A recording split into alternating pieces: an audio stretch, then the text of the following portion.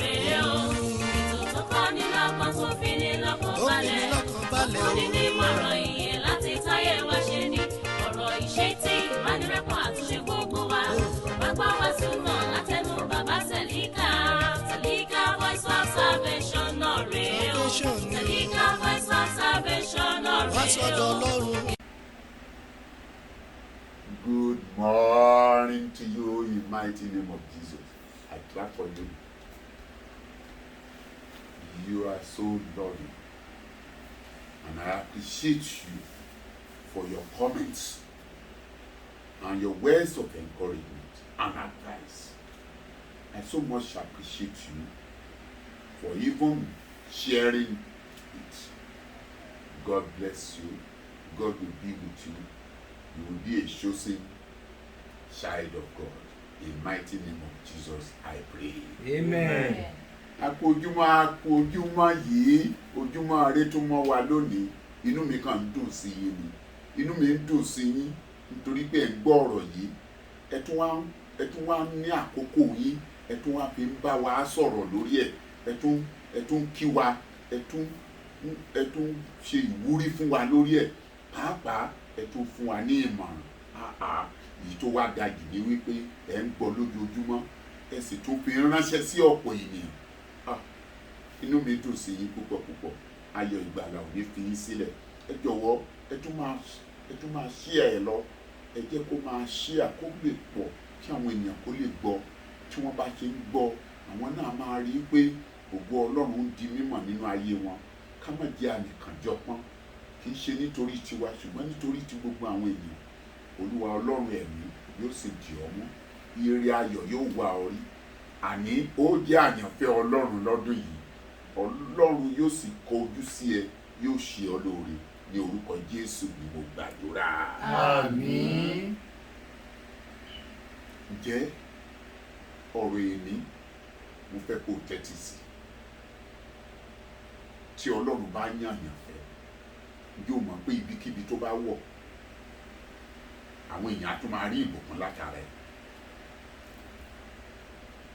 Ìyẹn ló tún á bà mí lẹ́rù o. Àṣé ènìyàn nìkan kọ́ ní ó jọ oore ọ̀fẹ́ yẹn. Oore ọ̀fẹ́ pé Ọlọ́run ti yan èèyàn fẹ́. Tó bá gbàgbé ta ni Ọlọ́run fẹ́ ní ọ̀rọ̀ tá à ń sọ lọ. Ta ni Ọlọ́run fẹ́? Tó bá wá rí bẹ́ẹ̀, àṣẹ ìtọ́lọ́run bá fẹ́ tó yàn fẹ́, tó bá tó dé ibì kan ó yóò yálé gbé ń bẹ̀ ni. Gbogbo àwọn tó bá ń gbé inú ilé wọn yẹn oore ọ̀fẹ́ yẹn tó máa kárí ẹ̀. Tó bá ṣiṣẹ́ níbì kan, ìbùkún á máa dé bá ibi tó ti ń ṣiṣẹ́ yẹn ni. Ìwé tí mo kà lónìí tán máa kà fún wa, òun ló fi òye ẹ̀ yé mi. Èmi ò mọ̀, mo rò pé ẹni tọ́lọ́run bá yàn fẹ́ yẹn nìkan àti ìdílé rẹ̀ nìkan ni ó máa gbádùn oore ọ̀fẹ́ yìí. Àṣé kìí ṣe bẹ́ẹ̀. Gbogbo ibikíbi tí ẹni yẹn bá ń gbé tàbí tó ń lọ, tàbí ẹnikẹ́ni tó bá ń ṣàánú fún, tàbí ẹnikẹ́ni tó gbà sílé, tàbí ẹnikẹ́ni tí ó ń fojú kàn, làwọn náà máa rí àánú gbà. Ó mọ̀ dára kí Ọlọ́run yàn fẹ́ o. Olúwa ṣe mí láyànfẹ́ rẹ. Ṣe mí láyànfẹ́ rẹ Olúwa. Ṣùgbọ́n ènìyàn láti ṣiṣẹ́ láti jẹ́ àyànfẹ́ Ọlọ́run. Iṣẹ́ ńlá ni. O ní láti ṣiṣẹ́, o ní láti gbàdúrà. Kí wá ṣe ohun tó le o. Ṣé o mọ nǹkan tọ́lọ́run fẹ́? Ó ní ká jọ́sìn fún un. Ó ní ká sìn tọkàntọkàn. Ó ní ká gbé iṣẹ́ òun lárugẹ. Ó ní ká má ṣe wọ inú òkùnkùn lọ. Ó ní ká wà nínú ìmọ́lẹ̀. Ọlọ́run wá tó sọ fún wa wípé kí a rántí pé òun ni ẹlẹ́dàá wa, pé ọjọ́ kan á tún padà sí ọ̀dọ̀ òun padà. Ọlọ́run wá ní ká rí òun gẹ́gẹ́ bí ẹni tí a máa wò lójú ní gbogbo ìgbà. Ọlọ́run tó wá wí fún wa wípé kí a máa ṣe ìfẹ́ àwọn ìránṣẹ́ òun tí òun yàn fún wa. Tí ó bá wá rí bẹ́ẹ̀, ó fi hàn wípé tá a bá tọ́jú ìránṣẹ́ Ọlọ́run tí Ọlọ́run fẹ́ tó yọ́nú sí, àwa gá máa rí ìbùkún rẹ̀. a máa rí àánú. Ọ̀rọ̀ yìí ní ìmọ̀ lágbára. Ẹni tí mo wá mú ọ̀rọ̀ rẹ̀ jáde yìí, ó jẹ́ ẹni tí ayé ti rò pin, ṣùgbọ́n tí Ọlọ́run fẹ́, Ọlọ́run yàn fẹ́, ṣùgbọ́n ayé ní kó kú, ayé ní kó sọnù, kò sọnù. Ó tún wá gbé ògo rẹ̀ dé ilé ẹlòmíràn tí ẹlòmíràn tún wá ń rí ògo rẹ̀ mú. Ẹni náà ni Jósẹ́fù. Ẹ jẹ́ ká wò nínú ìwé Genesis orí 19 ẹsẹ̀ ìkíní títí dé ẹsẹ̀ ìkarùn-ún, ṣùgbọ́n èmi ìbá ní kó ka títí dé ẹsẹ̀ ìkẹsàn, torí èmi á sọ̀rọ̀ débẹ̀ nígbà tí a bá kà dé ẹsẹ̀ ìkarùn-ún tán. Màá wá sọ̀rọ̀ dé ẹsẹ̀ ìkẹsàn yìí kó fi lè mọ̀ wípé tí Ọlọ́run bá fẹ́ ọ, ó ní àwọn nǹkan kan tó ń fẹ́ lára rẹ.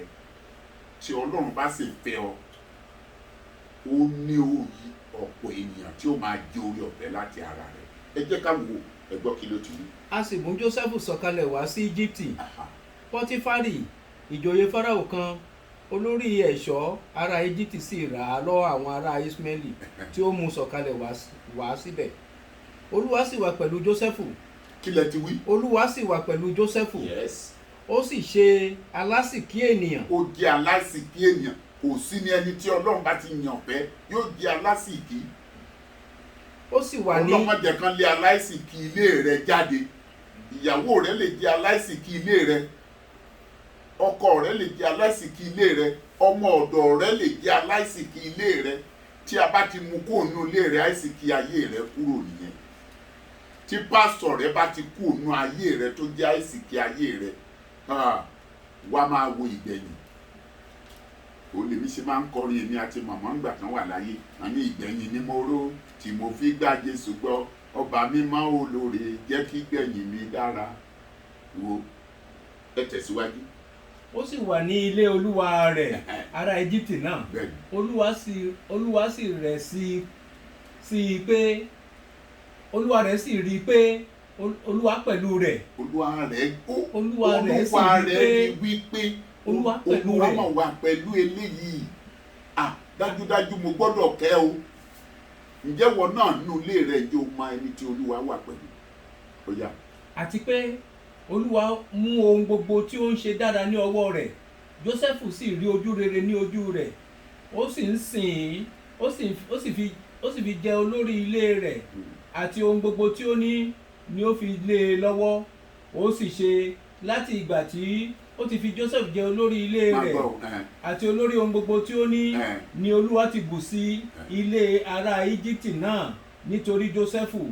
Ìbùkún Olúwa sì wà lára ohun gbogbo tí ó ní ilé àti ní oko.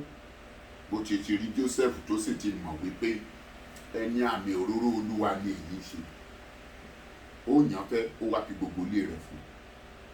Nígbà tó fi gbogbo ilé rẹ̀ fún, ilé rẹ̀ wá bẹ̀rẹ̀ sí lójútù, ìyanu bẹ̀rẹ̀ sí iṣẹ́.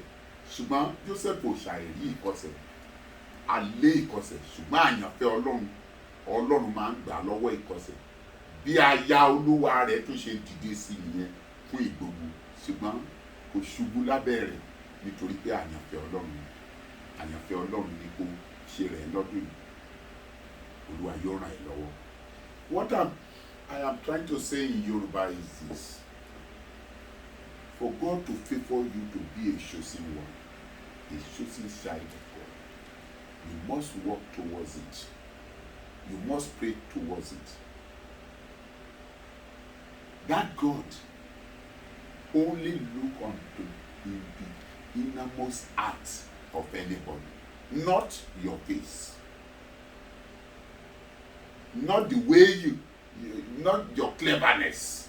Some people are so clever that they will pretend as if they are good, but they are bad. But God doesn't look at your cleverness. He looks into your heart. I bring a personality to you today. This personality, God was with him, but all his siblings doesn't like. They did not like him, and they want him to die by all means. But God raised him up, and he was he passed through tribulations from one tribulation to another. What amazed me most this morning is that when I was reading the Bible, or they were reading the Bible for me, something touches my heart. And what's it? That if a chosen person is in a house, the house will be blessed.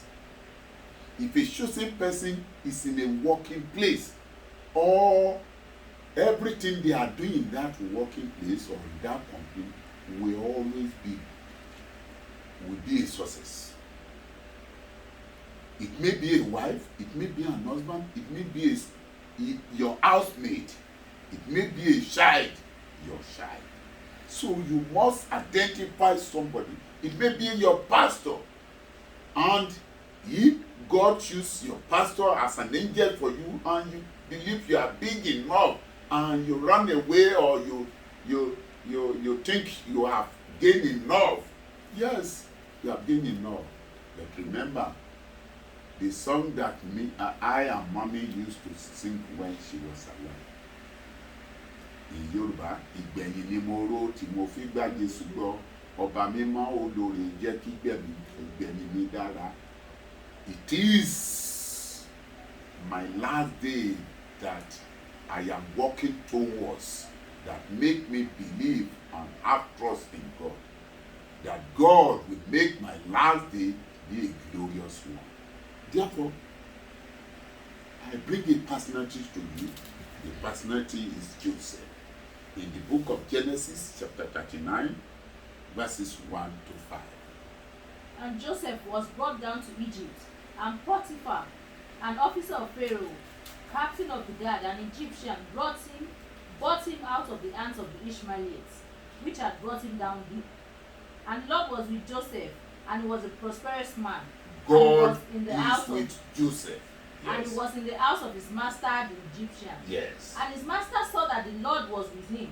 When the master identified him, he observed him, that God is with him. Yes. And that the Lord made all that he had to prosper in his hand. And Joseph found grace in his sight, and he served him. And he made him overseer over his house, and all that he had he put into his hand.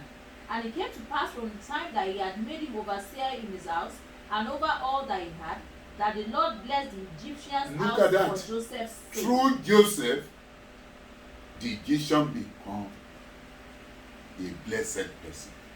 That's the message today. So, identify everybody in your house. Identify yourself. Be a chosen person. Let me pray for you. In the mighty name of Jesus, God will guide your steps. God will make you a successful person in life. What you are looking for, or what you are asking for, or what you are knocking for, will be given to you in the mighty name of Jesus. And God will protect your life. In the mighty name of Jesus, I pray. Amen. Mo gbàdúrà fún ọ ní orúkọ Jésù. Ó rí ìyọ́nú Ọlọ́run. Àánú Ọlọ́run yóò wà ọ́ rí. Ògo Ọlọ́run yóò di mímọ̀ nínú ayé rẹ. Gbogbo ohun tó ń fẹ́ ní rere yóò tẹ̀ ọ́ lọ́wọ́. Ó jẹ́ ẹni ìbùkún fún. Ògo rẹ yóò sì di mímọ̀ fún ayé rí. Ọdún yìí yóò wá jẹ́ ọdún ìrọ̀rùn fún ọ. Gbogbo ohun rere tó ń fẹ́ lọ́dún yìí ni ó tẹ̀ ọ́ lọ́wọ́. Ní orúkọ Jésù ni mo gbàdúrà. Amen. The message is from Selika Church of Christ, Saint Agnes Mofoloake Adeonigbagbe International Headquarters, Kilometer 7 ní Ifẹ̀ Ìbàdàn.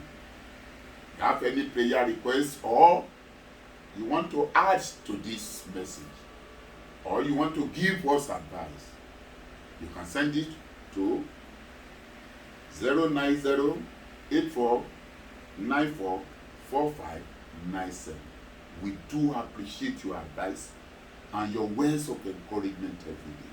We love you and we will continue to love you. Emmanuel Adetunji Adeonigbagbe is my name. Oh, I love you so much. Good morning. látẹnu bàbá Sẹ̀lí